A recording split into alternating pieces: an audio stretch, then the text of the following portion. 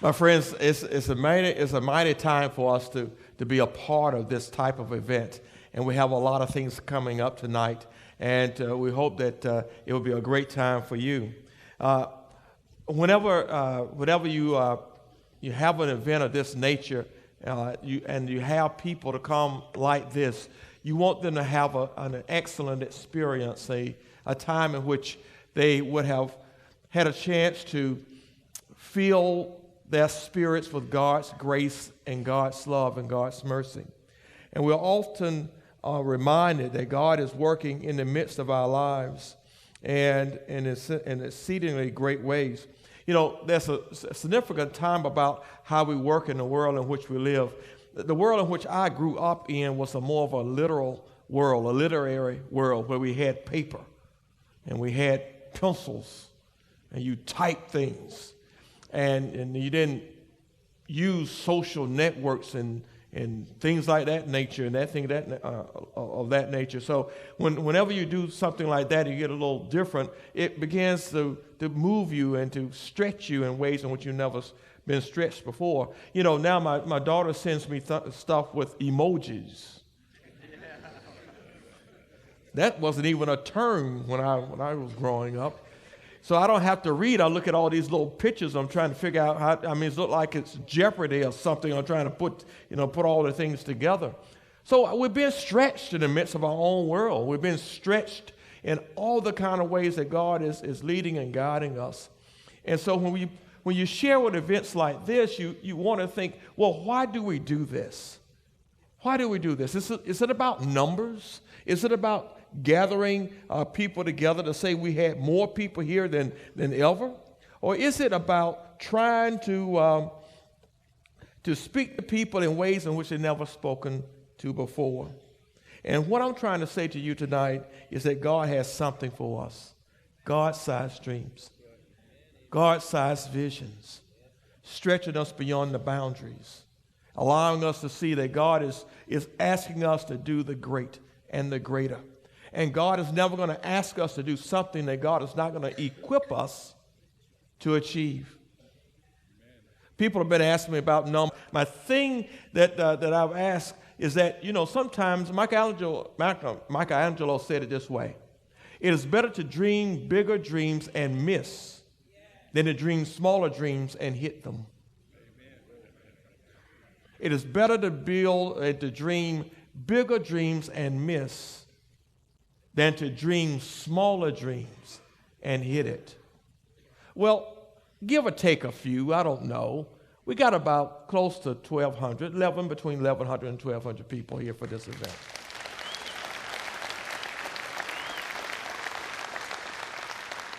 The final tabulations are going to be made, and we'll have all the numbers. But I'm telling you, I've been seeing, my wife has been telling me, she says she's been sending all these things. She says, people are talking about this event. People are talking about this event. And I said, well, let them talk.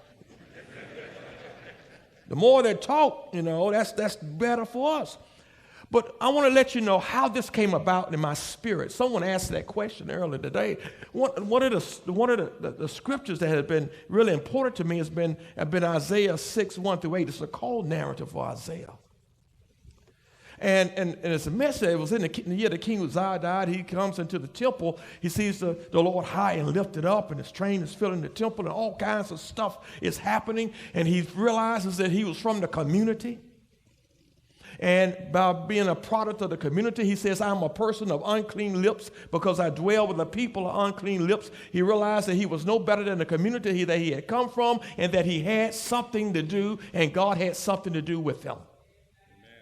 And the scripture says that Seraphim took a hot coal. I don't know what that hot coal may have been like, but it must have been something to put upon his lips to clean him out, to purify him for the task that God had him to do. And my friends, for me, it's important because after that, God began to express to him what he needed to do. There was a community with people who had eyes and they couldn't see, ears and they couldn't hear. There were people and there were things and there were opportunities out there and there were challenges, and he needed someone to go, and he was trying to find someone to go. And Eugene Peterson shared it this way about Isaiah. He says, who will go for me? And the way Eugene Peterson says is, he says, Isaiah said, I will speak up. And Isaiah spoke up. My friends, this event about a God-sized dream and vision is about men and women speaking up for the sake of Christ, speaking up saying we want to be in something that is greater than us, speaking up saying, Lord, use me. Use me. Use me. Well, I tell you what, we ought to be used by God. Just for a few moments more, I want to say something before I have to introduce some other people. But you know, I happen to go to all these ball games. People want me to go to ball games and stuff like that. And I go to all these ball games, and it's interesting. Have you ever been to those ball games? I mean, I go to them, they have different colors, like garnet and black and orange and purple, stuff like that. And I don't know, they're not my colors, but they're the colors. But, you know, I go and they invite. And then it's interesting. You get up early in the morning. I mean, you get up early in the morning and you pack all your stuff together, and you go to the place that is designated for you, that is only so big, and you meticulously get your car or van or truck or whatever into that spot. And then you take out all your stuff. You take out your tent. You don't worry about where you put it. Nobody's worried about it's on their side or the other side. You just put your tent up. And then you take out your grill and you begin to get your stuff together, and you begin to cook. Nobody asks whether you have a certificate. They don't even know whether you can cook or not. They don't put a code on there how clean your grill is or not. You just take it out, and all of you just get up, you slap stuff on there, and you start cooking, and you take out your chairs, and you say, come on, sit down. Nobody has their own pew.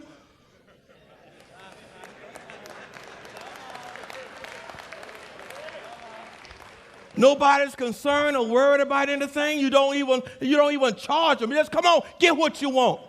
And then you have a chest with all that libation in there.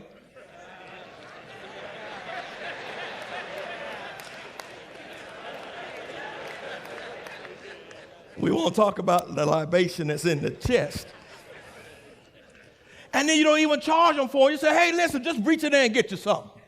Oh, have a good time. And then you just sit down and people walk all around and you wave at them. And then you wait around and then you get in line, a long old line, to get inside the gates to go to the ball game. And then when you get in, you're patient to wait for everybody who's in front of you. And then you go down this long, steep steps and you sit on your cement pew. It doesn't have to be cushioned. Don't even have a number on it. You just sit down on it. And everybody crushed up together, and it could be 100 degrees outside. And you sit there. And then it rains. And you just put on your little parka, you sit there and wait it rain all over. You just say, I want to see the ball game. And then they come out there on the field and they play that ball game. And you get up there and you don't even matter how people see you. You're as loud as you want to be. Nobody's telling you to shh. And then when the ball game is over and it's tied, they say we're going to go into overtime. You don't look at your watch and say it's going to be late for me to get to the restaurant.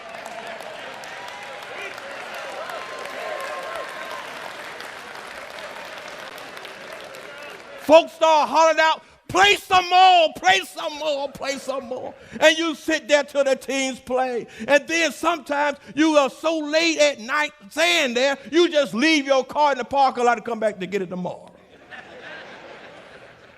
And then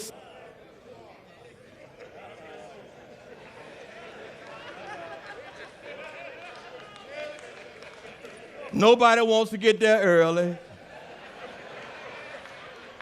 Everybody wants to say, it's parking in my parking spot. Everybody got their own parking spot. They get inside. They need to have the pew just right. It's not padded. My goodness, what kind of church is this? They don't have padded pews in here. They don't know people coming. They don't want to be in padded pews. And then they're looking at the service. It's not starting on time. What is wrong here? Don't they know we have to go to the restaurant before the Baptists and the Methodists? And what's going on here? We don't get out of here, the Baptist is going to beat us. We stay in there later than this, the Pentecostals.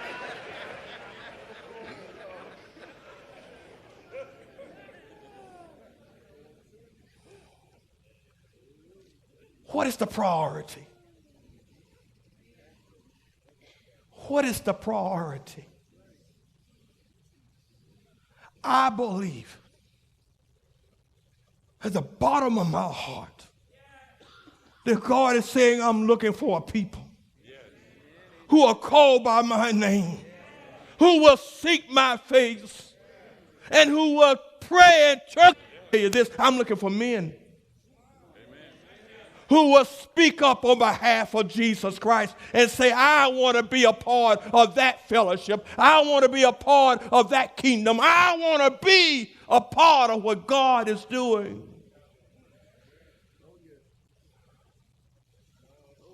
So when people are asking, so what is this all in you? And it's about Jesus. It's about Jesus, and it's about you. And it's about connecting you and Jesus together, connecting me and Jesus together, putting the right priorities in order. And when we put the right priorities in order, my friends, we'll look at our world, and when God says who will go, we will be out there standing up saying, Lord, I speak up. Here am I. Here am I. Here am I. I'll speak. I'll be your spokesperson. I'll be the one who will call upon you and speak to your world and say, now is the time.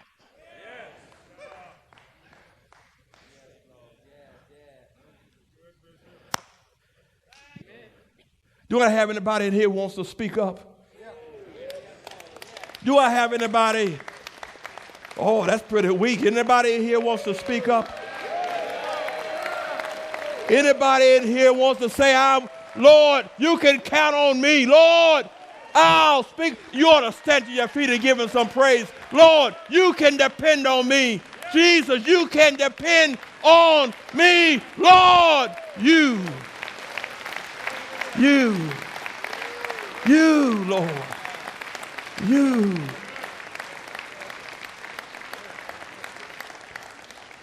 You can depend upon me, Lord. My friends, that's why we are here. That's why we are making a difference. That's why you are making a difference. And my friends, when we do this, God will make the difference for us. God will make the difference.